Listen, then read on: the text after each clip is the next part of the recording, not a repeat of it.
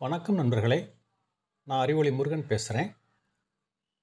இன்றைக்கி நம்ம பார்க்க போகிற அறிவொளி சிறுகதை எனக்கும் ஒரு டோக். ஒரு ஊரில் ஒரு அம்மா, அப்பா, மகன் இருந்தாங்க. அப்பா கத்தரிக்காய் அளவு இருப்பார், அம்மா மிளகாய் அளவு இருப்பாள், மகனோ சுண்டக்காய் தாண்டி இருப்பான். அவங்களுக்கு உள்ளங்கை அகல புஞ்சை இருந்துச்சு. அந்த நிலத்தில் திணை மகசூல் செஞ்சுருந்தாங்க. அதில் குருவிகள் பட்டாளம் பட்டாளமாக விழுந்து அட்டூழியம் பண்ணிகிட்டு இருந்துச்சு. சுண்டக்காய் அளவுள்ள அந்த மகன் தினமும் குருவி விரட்ட போவான். கிளியை கத்துனாலும் கல்லை மண்ணை வீசினாலும் குருவிகள் சட்டை செய்யவே இல்லை. கதிர்களை கொத்தி தின்னு நாசம் பண்ணிக்கிட்டே இருந்துச்சு. சுண்டக்காய் அளவுள்ள அந்த மகன் ரொம்ப வேதனைப்பட்டு மனம் நொந்து போய் சாமியை நினச்சி தவஞ்செஞ்சான். சாமி அவனுக்கு முன்னால் தோன்றினார். பயலே, உனக்கு என்ன வேணும் அப்படின்னு கேட்டார். இந்த குருவிகளோட தொல்லை தாங்க முடியல சாமி, அதுக்கு ஒரு வழி சொல்லணும் அப்படின்னு சொல்லி கேட்டான். அதுக்கு சாமி சொன்னார், இனிமேல் உன் புஞ்சையில் குருவிகள் விழுந்துச்சுன்னா அந்த குருவிகளுக்கு ஒரு டோக் அப்படின்னு சொல்லு, அதெல்லாம் செத்து போகும் அப்படின்னு வரம் கொடுத்துட்டு மறைஞ்சிட்டார். அடுத்த நாள் புஞ்சைக்கு போனான். புஞ்சையில் குருவிகள்லாம் படபடையாக விழுந்து தினக்கதிரை நச்சுக்கிட்டு இருந்துச்சு. அதை பார்த்த சுண்டக்காய் பைய அலட்சியமாக பார்த்து சிரித்தான். மறு நிமிஷம் என் புஞ்சையில் விழுகிற குருவிகளுக்கெல்லாம் ஒரு டோக் அப்படின்னு சத்தம் போட்டான். உடனே குருவிகள் எல்லாம் பொத்து பொத்துன்னு செத்து விழுந்துருச்சு. எல்லாத்தையும் பொறுக்கி கூடையில் போட்டு வீட்டுக்கு கொண்டு போயிட்டான். அம்மாட்ட கொடுத்து குழம்பு வைக்க சொன்னான். ராத்திரி குளிச்சுட்டு குருவி குழம்பை மனசில் நினச்சிக்கிட்டே சாப்பிட ஆசையோடு உக்காந்தான்.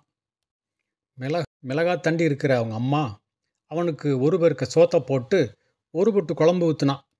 மகனுக்கு அழுகையே வந்துருச்சு. எனக்கு இம்பிட்டு தானா அப்படின்னு ஆத்திரமாக கேட்டான்.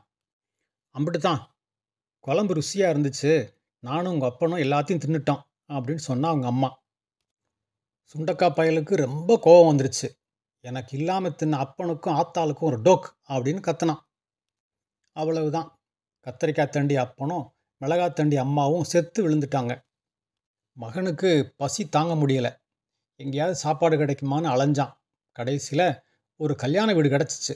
அங்கே புகுந்து பந்தியில் உட்காந்து நல்லா சாப்பிட ஆரம்பித்தான். சோறு போட போட தின்னுக்கிட்டே இருந்தான். திரும்ப திரும்ப வாங்கி சாப்பிட்டுக்கிட்டே இருக்கிறான்.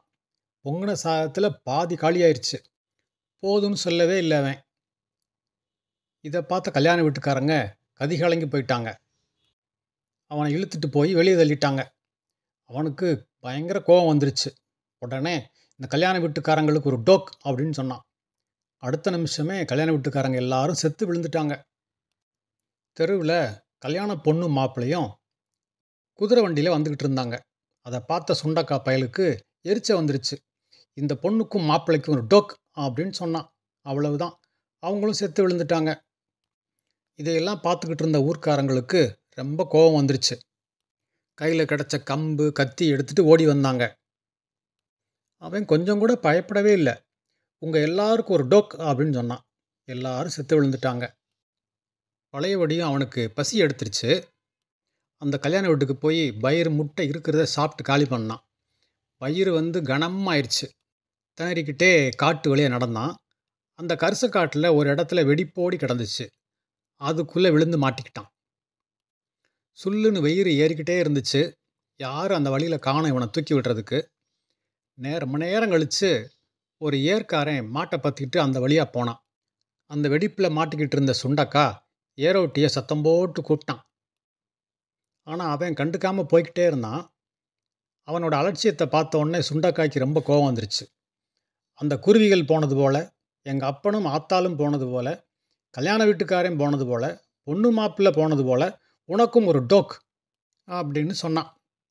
உடனே ஏரோட்டியும் கீழே விழுந்து செத்து போயிட்டான். நேரம் ஆக ஆக வயிற்றில் பாரம் குறைஞ்சிருச்சு.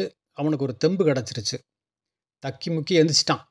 கொஞ்சம் தூரம் நடந்ததும் அங்கே குளத்தங்கரையில் ஒரு ஆலமரம் இருக்கிறத பார்த்தான்.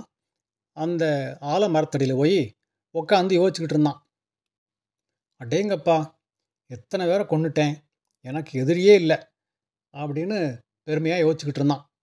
அந்நேரம் அவனுக்கு திடீர்னு ஒரு சந்தேகம் வந்துருச்சு. ஆமாம், இத்தனை பேருக்கு டோக் சொன்ன மாதிரி எனக்கும் ஒரு டோக் சொன்னால் பழிக்குமா பழிக்காதா? அட சொல்லித்தான் பார்ப்போமே அப்படின்னு அந்த சுண்டக்காய் தண்டு உள்ள மகன் சொன்னான். எனக்கும் ஒரு டோக். அவ்வளவுதான். கீழே விழுந்தான். அவனோட வயிறு படீர்னு வெடிச்சிருச்சு. ஆள் காலி. நன்றி நண்பர்களே. அடுத்த பதிவில் சந்திப்போம்.